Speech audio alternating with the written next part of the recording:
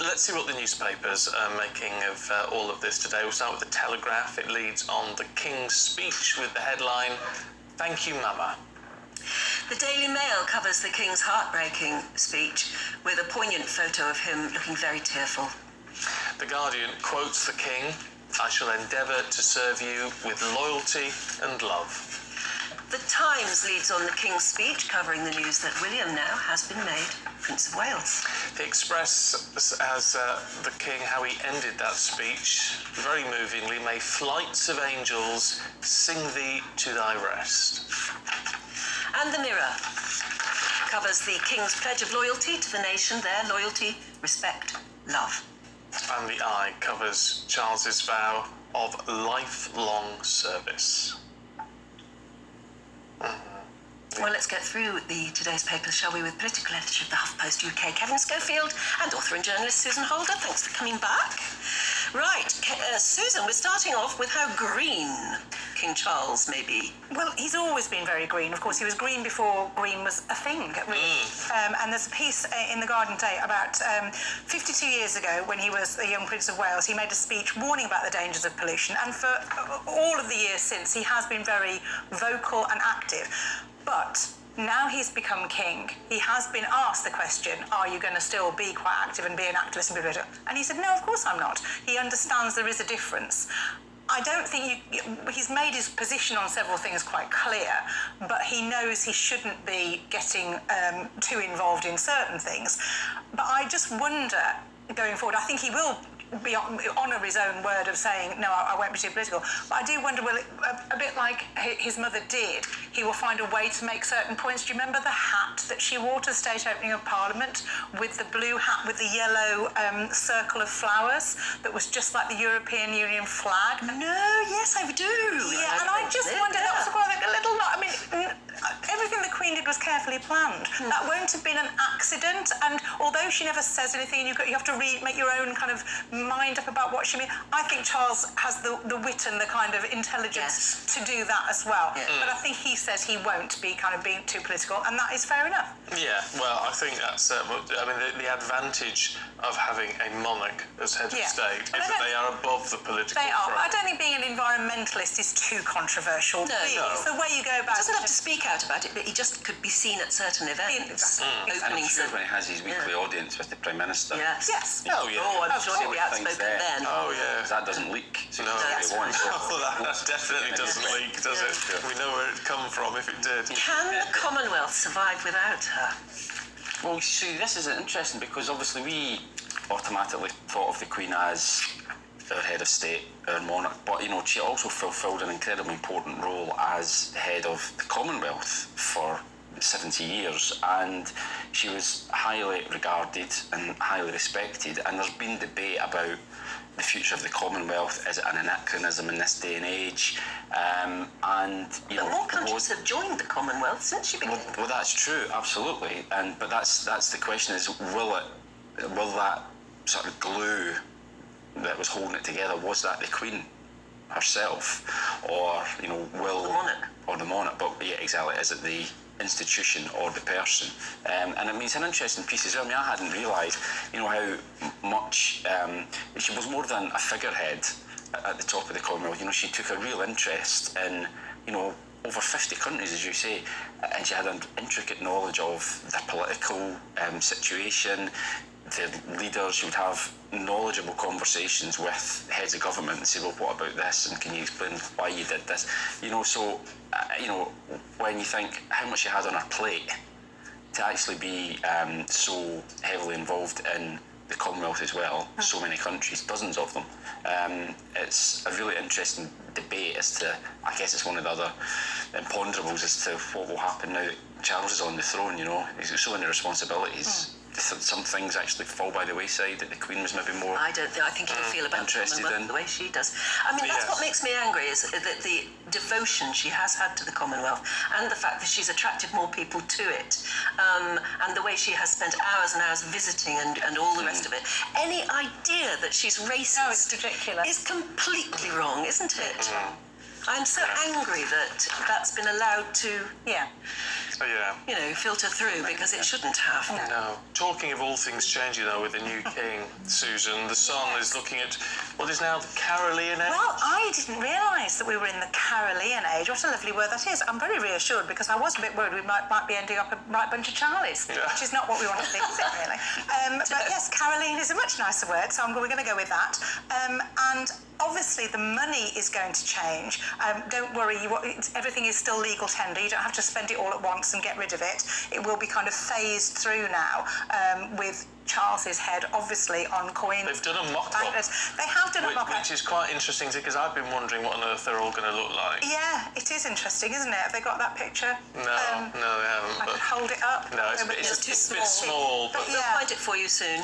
And obviously on the postage cards. But there's a couple of things I hadn't quite. You don't think of everything. Obviously, passports are the wording inside will have to be changed to His Majesty. Again, your passports are fine as well, but as you renew, it will change to His Majesty.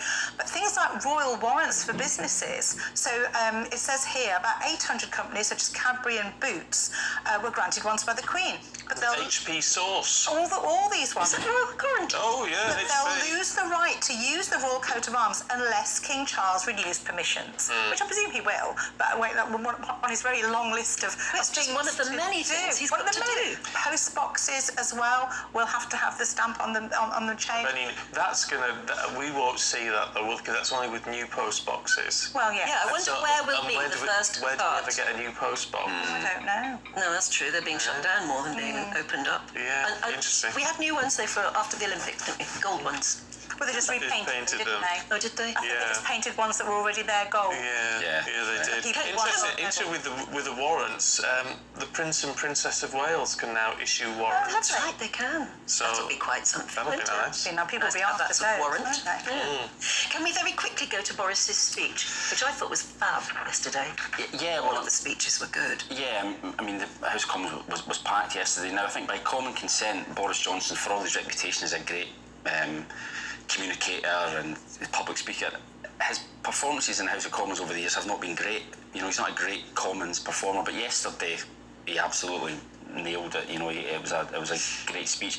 But I just think, he must personally, privately be very disappointed. I mean, very disappointed he's not Prime Minister anymore, but not to have been the Prime Minister, with somebody with such a keen sense of history, to not have been the Prime Minister when there was a passing, obviously, of the Queen, I think must really, really disappoint, especially given how close he was to being there. And he would much rather, I think, have been given that speech yesterday from the dispatch box rather than the back benches. But again, it's interesting as well, his first speech since he moved to the back benches again, which was quite an unusual sight. We've grown so accustomed to seeing him, as I say, on Theresa the May dispatch box. too, she gave a Theresa May's speech was very funny. Again, a Prime Minister who at the time was criticised really for being awkward and not having a sense of humour.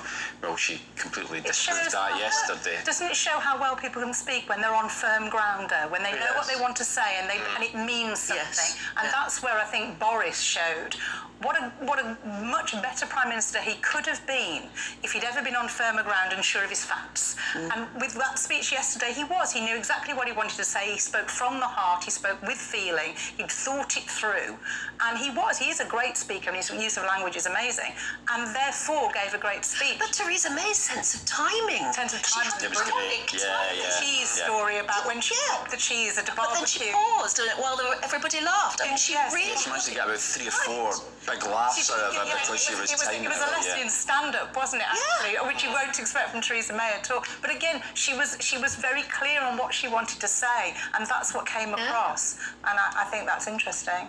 It was really lovely. I think all of the speeches were fab. It was a nice thing to see. I think, today, won't there, probably? Well, there will be more. It seems a little bit self-indulgent to me in a way that they're carrying on. Do you not think, Kevin? It's a little bit over the top, but I guess where do you draw the line for something like that? It's like People want to speak. if you want, and there are 650 and it's a very long period of mourning. Absolutely. It is very unusual, obviously, for the House to be sitting on a Saturday. But there are a lot of MPs to get through, and they will all want. And if you're being cynical about it, they'll all want it to be in their local paper. This is what I said. I think there's an element of that. There is an element of that. important. Which is a shame. Susan, just in 60 seconds or so, the Guardian's looking at the boss lady, Yes. the global monarch. Yes, absolutely. So there are tributes all around the world. Of course, it's not just here. And I think you showed earlier the picture of the Queen on the sails of the Sydney Opera House. Excuse me. And all around the world, there are various things. But one thing I did know, in Hong Kong, apparently, she's known as Boss Lady. Yeah. Which seems rather cool. And I'm sure that would have amused her greatly. And when you see all the different tributes that there are all around the world, at first I just thought, when anything like this happens, you just think, it's a shame that she couldn't see this and we couldn't tell her. But of course we did. We did. The Platinum Jubilee, I think, if ever, you never have to worry that we showed that we loved her. Absolutely did, and I was there because my husband was a national treasure on the bus.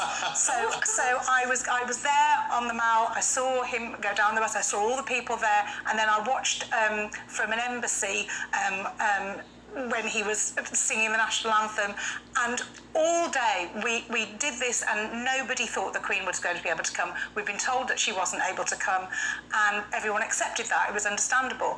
And then right at the last minute, I was back at the embassy and watching on a screen, and there was this word went round, there's going to be a balcony appearance. Well, there wasn't going to be a balcony appearance for anybody else. We thought, what does that mean? And when she stepped onto the balcony, there were gasps all around the room. And I was with my friend Anne-Marie, who's married to Brian Connolly, the actor, and we looked at each other and we just had tears in our eyes just at the sight of her. It was the icing on the cake, wasn't it? Because, as you said, we all thought, we all thought she's not going to make it for the... She'd done a balcony appearance already at the beginning of the Jubilee, and we all thought she's probably not. We'd been warned she won't be able to make it. Apparently, she drove down. Well, apparently Charles called her and said, "You have to see this, and they want to see you. That's all they want, is just to see you." And they put her in a car and drove her down from Windsor, and there she was. And she did it, and whatever that cost her, however difficult that must have been. And I think it must have been. It must have been, because she would have volunteered otherwise. She would have been there if she could have possibly done it.